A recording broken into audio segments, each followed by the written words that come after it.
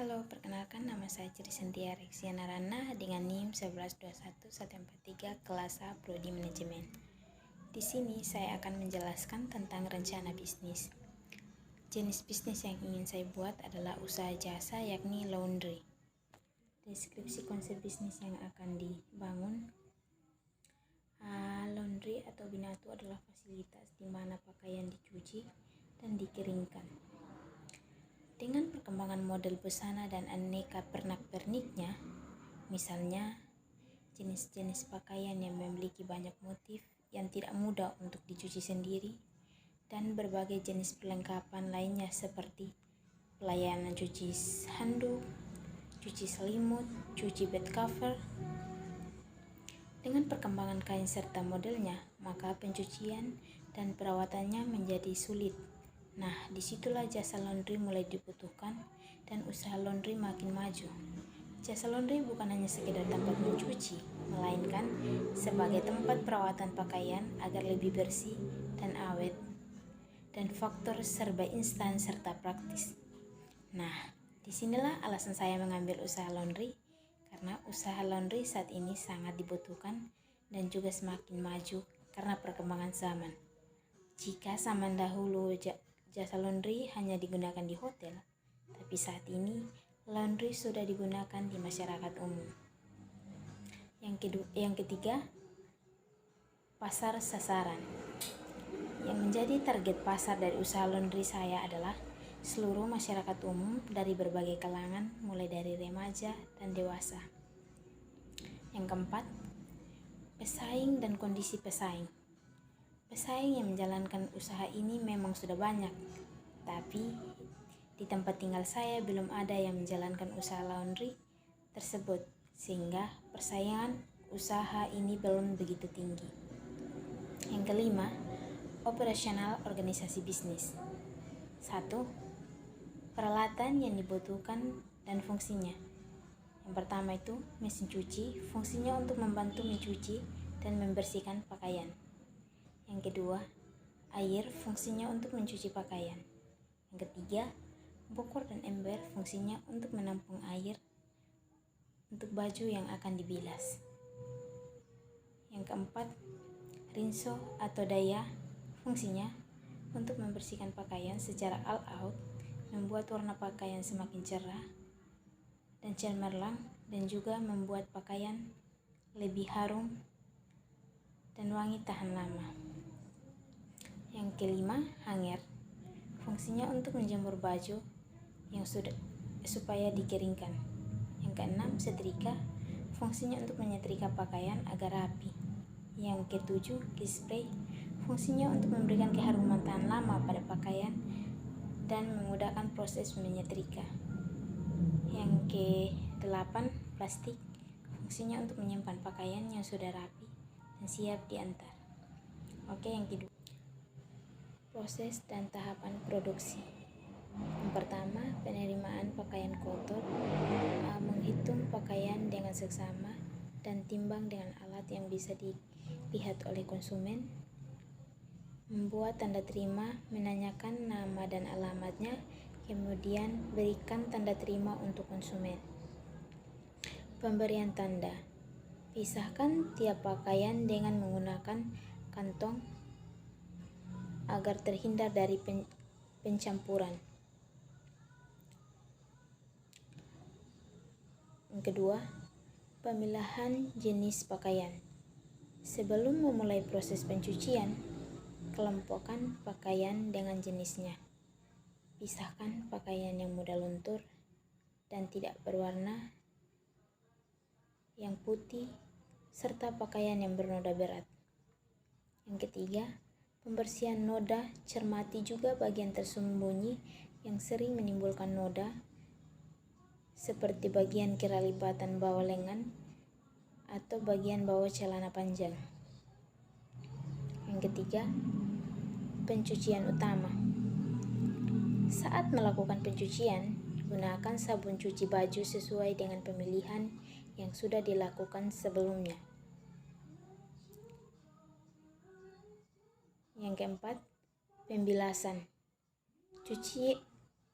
Cucian akan dibersihkan dengan mesin dan dibilas sesuai dengan jumlah busa yang digunakan. Oleh karena itu, hindari penggunaan sabun cuci pakaian terlalu berlebihan agar lebih hemat air dan proses pembilasan tidak berulang-ulang kali dilakukan. Yang keenam, pelembutan. Agar pakaian bersih juga nyaman dikenakan, Anda dapat menambahkan pelembut ketika mencuci pakaian. Yang kedelapan, pengeringan. Pengeringan yang pertama, setelah bilas, masukkan kembali pakaian yang sudah dibilas ke dalam mesin cuci agar dapat diperas menggunakan mesin cuci. Yang kedua, keluarkan pakaian yang sudah diperas menggunakan mesin cuci agar dapat dijemur untuk mendapatkan panas yang alami dan pengeringan menjadi sempurna dan lebih cepat. Yang ke-9, penyetrikaan. Ketika menyetrika, kita juga perlu memperhatikan jenis kain dari pakaian. Gunakan tingkatan panas terkecil terlebih dahulu untuk awal penyetrikaan agar tidak merusak pakaian dan agar lebih segar digunakan. Gunakan pewangi setrika untuk memberikan wangi pada pakaian. Yang ke-10, penyelesaian.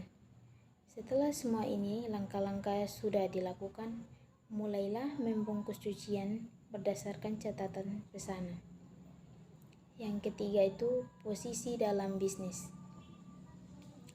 Posisi dalam bisnis yang pertama ada pemilik, yaitu yang bertugas mengatur keuangan dan mengontrol kinerja karyawan. Yang kedua, ada karyawan yang bertugas untuk mencuci pakaian, dan ada juga karyawan yang bertugas untuk menjemur pakaian, dan ada juga yang bertugas menyetrika pakaian dengan rapi, dan ada juga yang bertugas untuk mengantar pakaian yang sudah dicuci dan disetrika. Nah, 4. Rencana keuangan dan analisis profitabilitas. 1. Rencana keuangan. Ada harga bahan selama 1 bulan. Di sini ada bahan langsung dan ada juga bahan tak langsung. Yang menjadi bahan langsung yaitu yang pertama, rinso atau daya. Jumlah kebutuhan per unitnya itu 2 dos. Harga per unitnya 50.000 1 dos. Jadi kalau 2 dos harganya 100.000.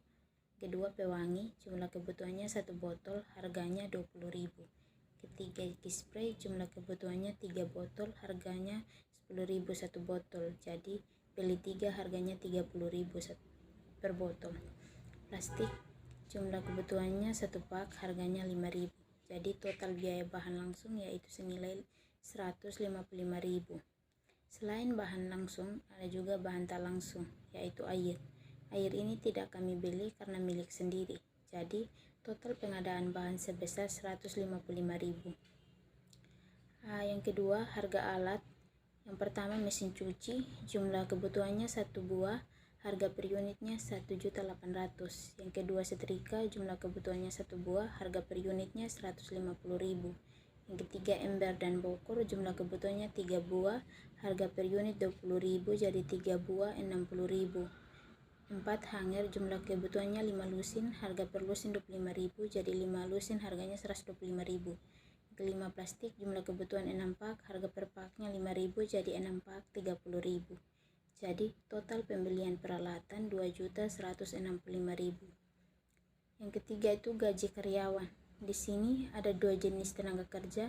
Yang pertama, tenaga kerja langsung itu jumlah karyawannya 3 orang dengan upah atau gaji 500.000 per orang. Jadi total gaji untuk 3 orang itu 1.500.000. Yang kedua, tenaga kerja tak langsung, jumlah karyawannya 1 orang, gaji atau upahnya 400. Jadi total gaji untuk tenaga kerja langsung dan tenaga kerja tak langsung itu berjumlah 1.900.000.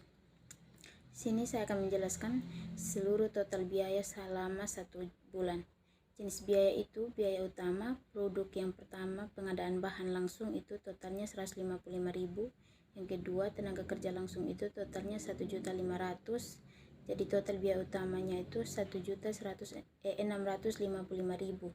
Yang kedua, biaya overhead pabrik. Yang pertama, bahan tak langsung totalnya tidak ada. Yang kedua, tenaga kerja tak langsung totalnya 400.000. biaya sewa tidak ada, peralatan dan perbaikan mesin 50.000, penyusutan bangunan atau ruang tidak ada, bensin 50.000, jadi total biaya overhead pabrik 500.000, sehingga total biaya produksi untuk semuanya 2.155.000. Nah, yang terakhir saya akan menjelaskan analisis profitabilitas.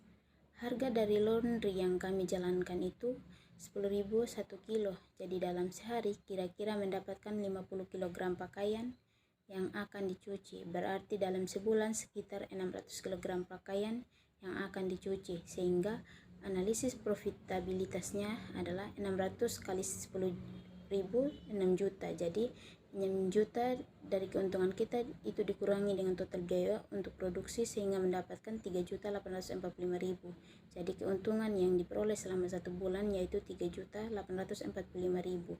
Demikian penjelasan saya mengenai rencana bisnis laundry yang akan saya bangun. Sekian dan terima kasih.